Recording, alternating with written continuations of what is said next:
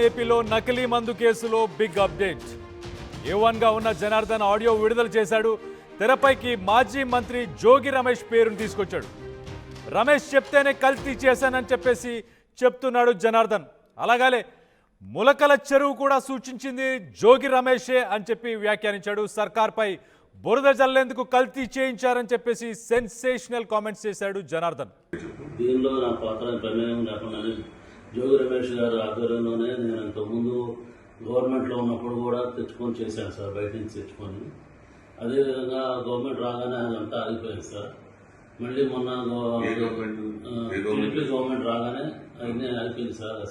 ఏం చేయడం లేకుండా బాగా స్ట్రిక్ట్ అయిపోయేటప్పటికి ఇక నేను కూడా ఆగిపోయాను సార్ మొత్తం. ఆ తర్వాత మన ఏప్రిల్లో 2025 ఆ టైంలో మళ్ళీ జోగి రమేష్ గారిని కాంటాక్ట్ చేసి మాట్లాడదామంటే నేను వాళ్ళ తమ్ముడు ద్వారా మాట్లాడాను సార్. టీడీపీ గవర్నమెంట్ మీద ఏదో రకంగా మనం బురద చల్లాలి, వాళ్ళు బ్యాడ్ చేయాలి, మనకి అప్పుడు మైలేజ్ ఎక్కువ ఉంటుంది అని నువ్వు ఇంతకుముందు చేసేవాడు కదా, చేశారు కదా, వాళ్ళందరినీ మళ్ళీ పిలిచి లైన్లో పెట్టన్నారు సార్. నేను ఇబ్రాహీంపట్నం అనుకున్నాను సార్. తర్వాత నేను మా క్లాస్మేట్ జయచంద్ర రెడ్డి తమ్ముడిపల్లి అని తెలిసేటప్పటికి చిత్తూరు జిల్లా, ఉమ్మడి చిత్తూరు జిల్లా వచ్చింది కాబట్టి ముందు అక్కడ ప్లాన్ చేద్దాం, చంద్రబాబు గారిని బ్యాడ్ చేయడానికి అక్కడ చేద్దాము. నేను అక్కడ వైన్ షాప్లో వాళ్ళకి వచ్చినాయి, వాళ్ళు చేసుకోలేకపోతే తీసుకుంటున్నానని చెప్పి జోగి రమేష్ గారు చెప్పాను సార్.